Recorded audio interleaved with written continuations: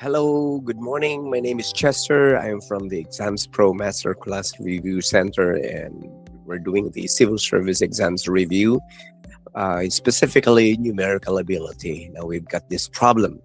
Evaluate 18 minus 3 times the quantity. Marami pong parentheses. Hindi natin alam kung alin uunahin dito.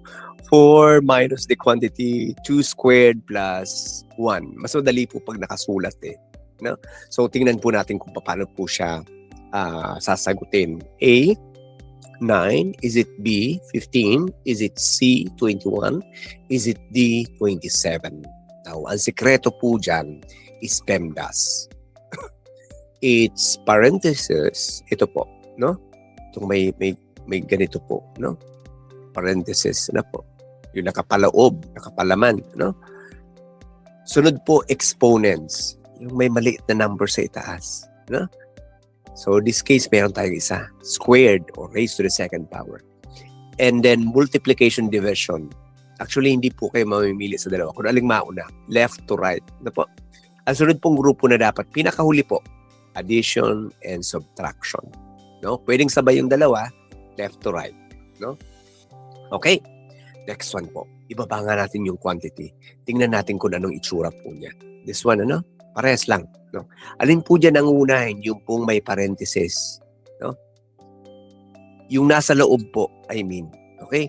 Kung ano man ang nasa loob, andito, 2 squared plus 1. Yun po yung iunahin, yung nasa loob. Okay? May PEMDAS siya sa loob.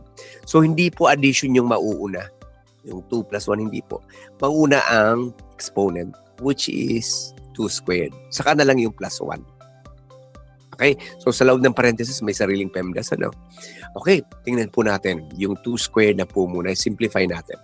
Okay? So, 2 squared is equals to 4.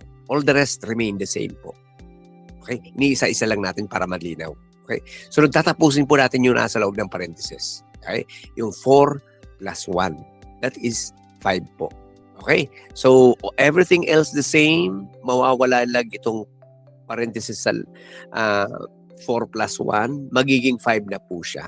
Yung negative remains the same po. Okay? So, nakita nyo na po kung paano. Okay?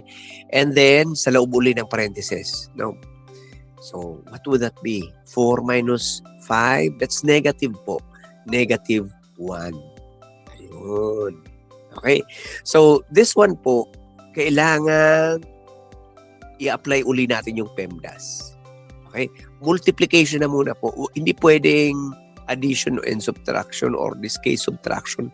18 minus 3, mali po ang sagot niyo dyan. Okay? So sa isang hilera pong ito, unahin niyo po yung multiplication.